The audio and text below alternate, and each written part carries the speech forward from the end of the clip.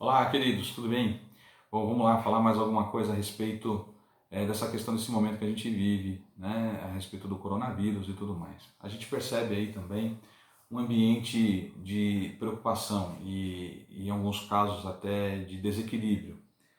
Isso também a gente tem que se preocupar, porque isso não faz bem. Esse sentimento de medo mexe com a nossa cabeça e reflete no nosso organismo. A própria medicina fala sobre isso, questões emocionais. A palavra de Deus nos remete para um outro entendimento. Quando a palavra de Deus diz sobre todas as coisas, guarde o seu coração, está lá em Provérbios. Fala que ali em Jeremias que enganoso é o coração do homem e que nós não o conhecemos, e aí faz a pergunta, quem o conhecerá? Aí Deus responde, eu conheço. Então a gente precisa ter essa compreensão, não de remeter toda essa responsabilidade para Deus, porque nós temos a nossa parte com isso também. E eu percebo nesse momento que existe um certo pânico, né? E o volume, a quantidade de mensagens nos grupos de WhatsApp, isso é generalizado, e a mídia também, falando muito sobre isso, há uns dias atrás, falando muito de uma situação que nem estava acontecendo aqui no Brasil, mas acabou gerando esse estado de pânico. Vai falar, não, mas isso daí era uma forma preventiva para que o pessoal pudesse se despertar. Também, mas na verdade gerou outras coisas que, ao meu ver, é, beirou a questão de forma proposital. Mas eu não quero entrar nesse mérito, porque isso aí, né? O que eu quero é a gente falar sobre essa questão, que nós não podemos viver nesse ambiente de medo, de pressão, de pânico, né? E de apreensão, porque isso não faz bem. E não é isso que a palavra de Deus nos remete. Não é esse o comportamento que se espera do cristão consciente a respeito da vida, quem ele é, a quem ele pertence, né? De se conhecer, de conhecer ao Deus que ele diz servir. Então a palavra de Deus está assim, abundante de versículos que remete para isso, que remete para um entendimento melhor dessa situação, né?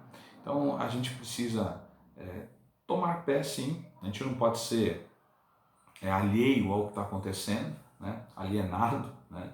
Não, existe uma situação crítica, problemática, que nós temos algumas coisas a fazer, mas em contrapartida a gente não pode, pelas nossas atitudes, expressar um pânico que não é bom para nós e nem para os outros, porque isso infelizmente é contagiante, né? Então a gente precisa ter uma serenidade, né? Precisa ter um equilíbrio, não considerar que nada está acontecendo, porque está, mas também não é algo catastrófico e que remete para esse medo excessivo, né? Então as coisas precisam ser melhor entendidas. Muitas coisas remetem também por uma questão que né, é o fim do mundo, né? E quando as pessoas não têm um entendimento da vida, quando as pessoas têm um entendimento que acha que a vida é só essa vida aqui que nós passamos nesta terra, nessa carnalidade, Paulo mesmo alerta, Deus, né, nos alerta através da vida de Paulo, das cartas, dizendo que se o meu entendimento é que a minha vida se resume aqui, é um entendimento totalmente equivocado, pequeno, né, diante da grandeza daquilo que Jesus nos prometeu a respeito da vida eterna, né? João 3,16 mesmo diz que Deus amou o mundo de tal maneira que deu seu Filho unigênito para que todos que creem no seu Filho, creem em Jesus, tenham a vida eterna. Então, Jesus, em diversas formas, diversas maneiras, no seu ministério terreno, ele falou sobre essa vida eterna. Ele falou sobre essa vida e que nós aqui, nesse tempo que peregrino que nós estamos aqui, nós também devemos ter o entendimento correto, tanto desta vida quanto da vindoura, né? E é isso que eu vejo que está assolando muitas pessoas. De fora desse contexto, que não tem acesso a esse entendimento, a gente entende que aí precisaria ser melhor esclarecido, essas pessoas precisariam ter acesso. Muitas delas dizem até ter um certo acesso, mas eu digo de uma forma muito superficial. Por que eu afirmo isso? Porque o comportamento diz ao contrário daquilo que se está falando ou que se diz que se entendeu. E isso também é um problema também no meio dos cristãos. Então, é por isso que a gente precisa avançar nesse sentido, entender que as coisas não podem ser tratadas assim. Paulo ali em 1 Tessalonicenses capítulo 4, versículo 18, diz que nós deveríamos ser consolados com as palavras de retorno, por exemplo, de Jesus. E o retorno basicamente são dois: ou nós vamos morrer, e aí Jesus veio para esses, né, de uma forma mais simplista, né, ou quando realmente Jesus vai voltar e nós estaremos vivos. Era também o comentário que Paulo fazia. Para aqueles que morreram vai ser tal situação, para nós que estamos vivos é assim.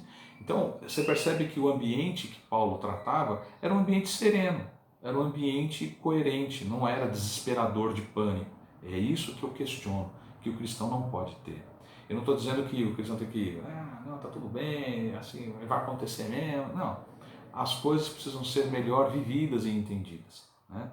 De uma forma serena, cheio da graça de Deus, entendendo todas as coisas, sem desespero, sem pânico, né? Na verdade, isso tem que passar, tanto para nós, nosso coração, como para as pessoas que estão próximas, um entendimento correto, sereno, esclarecido, maduro, né? Então, ore por isso também, irmão. Que a sua vida, não só por conta do coronavírus, mas que a sua vida esteja dentro da vontade de Deus de forma integral, de segunda a segunda, 24 horas por dia, 7 por 24. Né? Então, tome isso como um alento, tome isso como algo que venha confortar o seu coração. Só Jesus, só o entendimento da vida, a que nós pertencemos a Ele, vai fazer com que a gente tenha um comportamento condizente com Cristo. Amém? Um grande abraço a todos. Fiquem na paz.